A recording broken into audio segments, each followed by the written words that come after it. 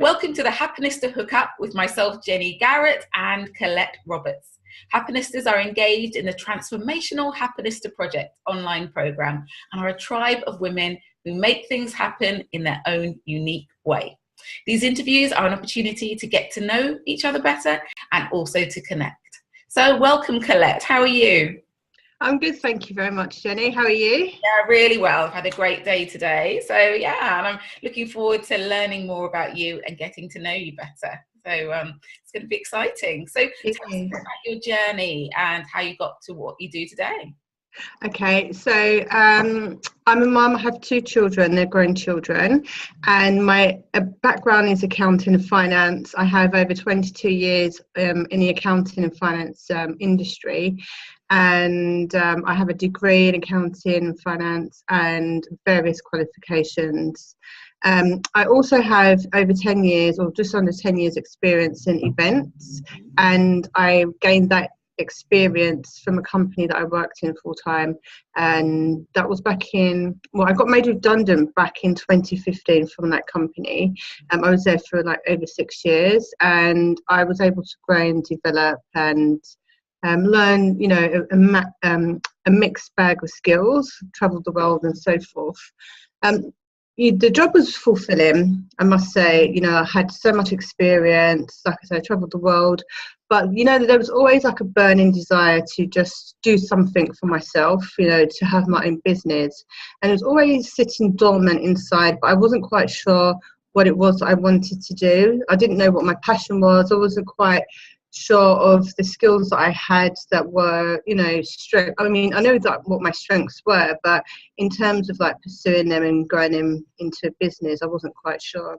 So back in 2015, I got made redundant, and it was like a blessing in disguise. You know, when people get made redundant, that, you know, some people are like, oh my gosh, it's the end of the world. But I saw that as an opportunity, because I thought, okay, you know, I've always worked in full-time employment, or, you know, done some studying and so forth. But I thought this is a perfect opportunity to explore, learn more about myself, what it is I want to do, and, you know, see if I can find my passion. So I went travelling for a month, and then when I came back from travelling, I was like, what am I going to do? I didn't want to commit to a permanent position, because I knew that once I committed, that was it. You know, when you get caught up in that rat race, and, you know, your commitment, like I lost vision, you know, before I kind of got tied down in the job. I was grateful for, don't get me wrong. My goals had changed. I just didn't have any vision anymore, because I just got caught up in the job. So when I was like temping for about 2.5 years, it was during that time that I actually kind of like fell into doing what I'm doing, part of what I'm doing now.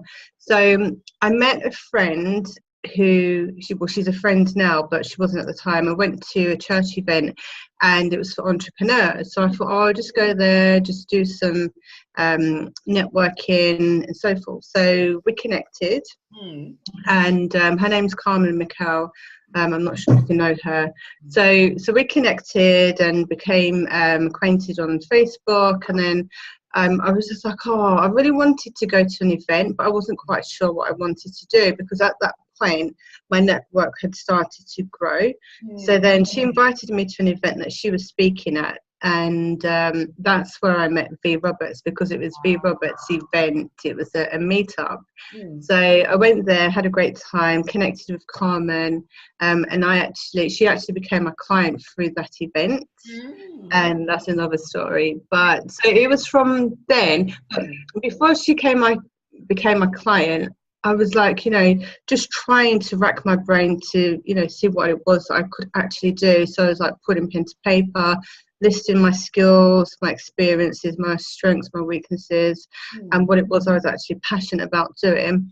And it always came back to like events. But I think at that moment in time, I wasn't quite maybe confident of doing it by myself. So during that time, I thought, okay, so there was a lot of information about virtual assistants and working from home, working abroad, and where I had been abroad. I did a month traveling. I went to Peru and amazing parts of the world. I just thought it would be amazing if I could actually be on a beach somewhere or just travel in another country, but actually do work as well, not be chained to a desk. Yes. Yeah. So that was what really attracted me to it. So I thought, actually, although I thought I wasn't specialised in an area that I was passionate about, not really connecting the dots at that moment in time, I thought I'd just utilise my skills, mix everything together, and then I just kind of like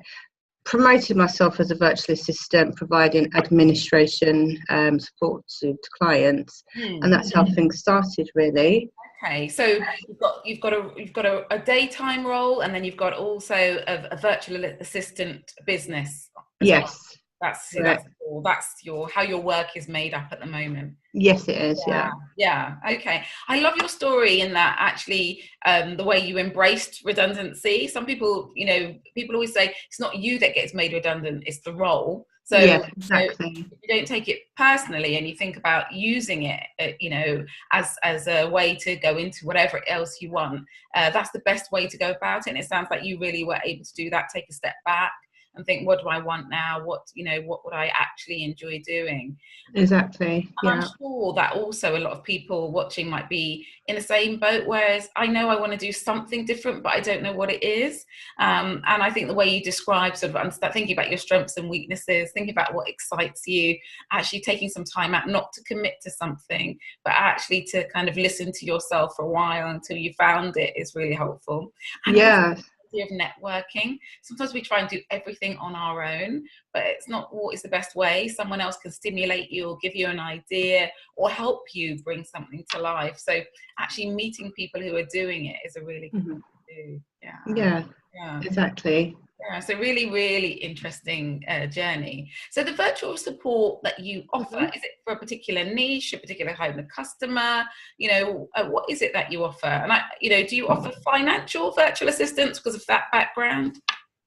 Well, it's really funny because although my background is in accounting and finance, the major part of my career, along the way, I actually was quite resistant to staying in the industry because it just really didn't push any buttons that really excited me.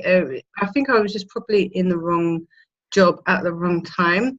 So I just put that to the back burner and just focus on, because I'm a bit of a people person and like creativity and do nothing. I don't really like stuff where you have to do every single day that's the same thing day in day out. I like variety. So how I help is so first of all, my clients at the moment, my network are speakers, coaches and trainers in the personal development industry. However, I do want to widen. I don't want to just keep it as is. So I am open to take on clients from different industries. But the admin support I provide is just working on any one client, which was a coach. I was working on her speakers slides, so she gave me the concept of how she wanted the slides to be. So then I just did some design and then just put the content into the slides of how she wanted it to be. Another client, she did an online course, so she would send me the materials, the content, and then I would just design the templates and then drop the content into the templates and send them out and so forth. So and just research, just like any admin based materials really. But finance, I'm actually enhancing my finance skills and budgeting. I really do like budgeting.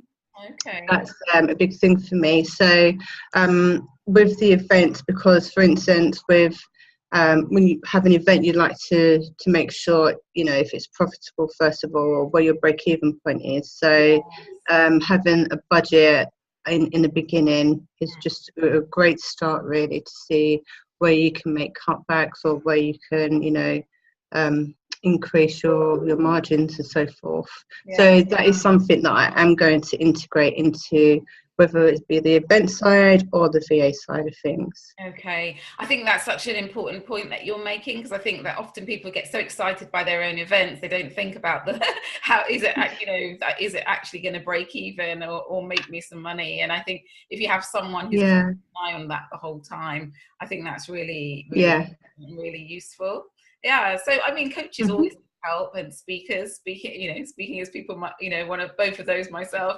And I think, knowing that someone's got a handle on the admin stuff is just a weight off their mind. So I mean, exactly. You said you're looking to broaden it. There's so many coaches and speakers out there. It's quite a big audience, isn't it? Exactly. So, I mean, even though I say broaden it, but I guess there's different types of speakers and, from their niche as well. So, like you say, that is kind of like a big industry as is. Yeah. So it's just like targeting those. Yeah, brilliant. All right. So, lovely. It's a lovely service. And the event support you give, is it just if anybody wants to create an event, you just support them through the process? Exactly. So my idea is just to help turn an idea and transforming it into an event. Okay. And so it could be, I offer like 3 different types of services. So it's event planning, event coordination, or event support in the admin side. Right. So the planning could be from start to finish. So it's every step of the way, providing support and assistance. The event coordination is actually on-site event management. So, if you have somebody who's organising an event, they might want to just do the planning, but they may just need help on the day whilst they're hosting. So that's where I can help, like managing registrations, be the coordinator for the day, just being a point of contact for the venue, for AV and logistics and so forth. Brilliant. Yeah, sounds really good. Sounds like such a great service. Great, thanks. People sometimes don't know it exists. I think sometimes people are thinking, well, I've got to do it all on my own, and don't realize that these services are out there, people like yourself who can really step in and support them. So it's really helpful. So I've got an unusual question for you. If your name, fire away. If your name was in a dictionary, how would you define yourself? Well, the words that came to mind first of all were cool, calm, and collective. But then I thought, okay, so I might just break down my name into initials. So C would be for calm. O could be for oxygen, and by oxygen I mean a breath of fresh air. So sometimes people refer to me as a breath of fresh air, like when I'm helping them, or if I'm providing my admin services, like it's enabling the client to actually focus on generating income, and they don't need to worry about the admin, because if they've got too much to do, they can't actually do what they're skilled to do or their purpose really. L is for lovely. A lot of people refer to me as lovely. I'm not sure why. Loyal also. I am a loyal person. I can be excitable. Okay. Also. Trustworthy as well in what I do for the account side of things, especially. You have to be private and confidential, because I handle sensitive information and people's budgets or the bank accounts and so forth. So a lot of that is just confidential. I'm talented. Yeah.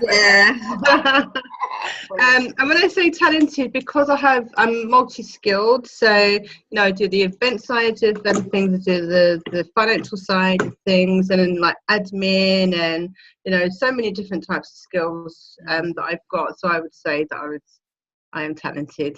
Absolutely. Good. I'm glad we got that one, because that's really important actually, isn't it? Yeah. It's important to acknowledge, because often we don't remind ourselves how talented we are. Yeah. Exactly. I mean, I probably wouldn't have referred to myself as talented maybe a year or maybe longer, because I probably wouldn't have recognised that. But you know, when you just do like a lot of self-development, because I do a lot of self-development or personal development. So as well as like becoming more skilled at what I do in my work, but also, you know, look after myself mentally, and don't do as much exercise as I, you know, would like to, but I'm developing my business, so you know, it's about getting the, you know, things right. So, but I do try and be healthy to have that balance, the work-life balance.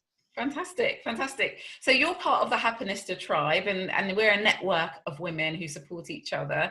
And I think they say there's 6 degrees of separations. Whoever you want to meet in the world, someone you know someone who knows someone who knows someone who knows someone who would know the person.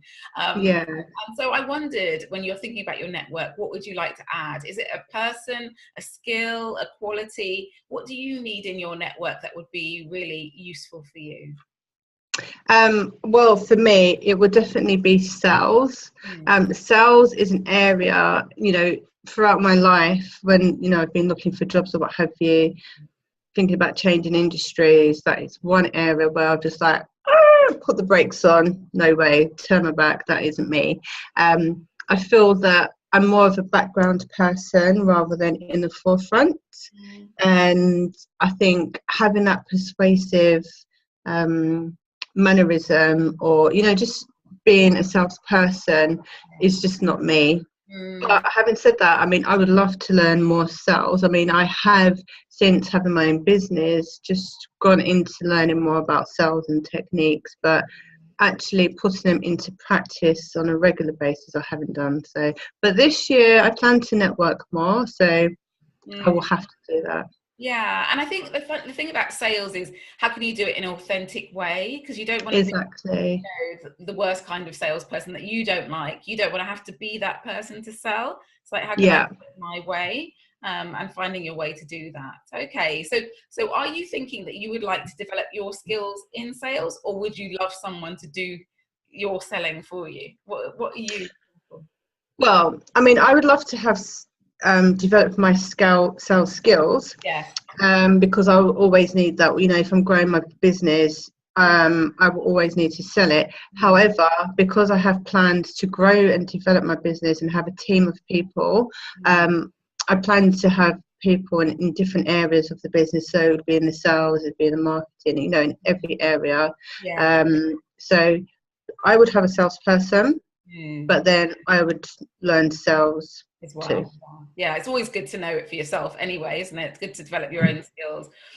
You know, sometimes you can get something really interesting where you could get a salesperson who'd be willing to work on commission, so willing to, you know, for the work they win, take a percentage of that. So there are ways to kind of get a sales earlier on in your business, even if you're not making, you know, the money that you'd want to give them a whole salary. Perhaps you could give them some commission for bringing in business. So there's, that's a very good idea. I mean, I've seen those jobs before, but actually thinking about it for my own business, I've not really put much thought into it. It hasn't crossed my mind. Yeah, especially if it was someone, you know, there are lots of people who want, you know, like you were talking about being a VA, people who might want to work at home, put in a few hours, you know, and if someone really believes in what you do, people who really believe in what you do are the best ones who can sell it for you.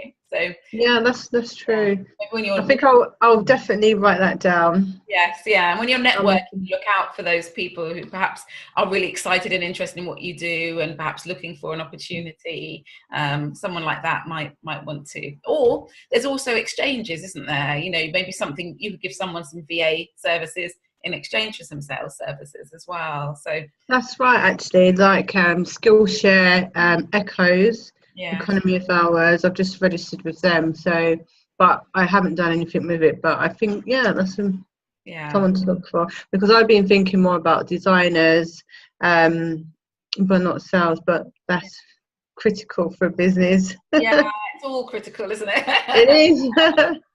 So, you know, I know that you said the reason why you got involved with the Happenista project was due to wonderful V Roberts. So that's V. I love V. With a connection. And so far, what have you managed to take from being part of it? Of Happenistas? Yes, yeah. Oh, I mean, it's just really nice just to see so many women just, you know, share their stories and, you know, so keen to learn. And it's just a really lovely community. And it's a lovely community, and it's nice the way people just like want to support each other. I think it's really important for women to celebrate women and to lift each other up rather than being against women.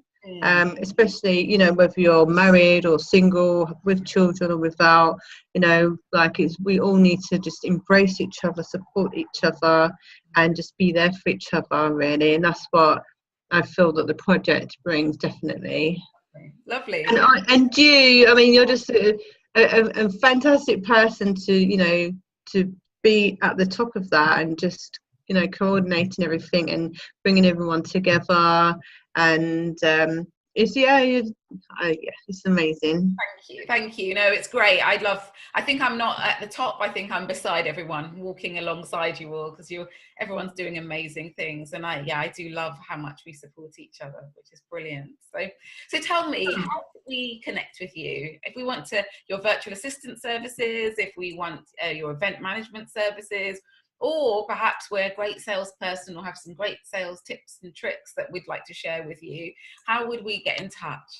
Well, there's various ways. You can check out my website, www.collettmarlene.com. I'll spell that for you. It's CollettMarlene.com. So, or email me at hello@collettmarlene.com, or call me 0330-221-0635. Brilliant. That's really great. Thank you so much. It's been really great to speak to you today, really get to know more about what you do, and the difference that you make in people's lives through your virtual assistant services and your events management. And thank you so much for being a Happenista. Oh, well, thank you very much for inviting me to speak to you and to share a bit about me. It's a really great platform, so thank you very much for that. And I'm just looking forward to meeting more people and network, and I'll be looking out for your events also. Lovely. Thank you so much. All right. All right. Bye. All right. Thank you. Bye.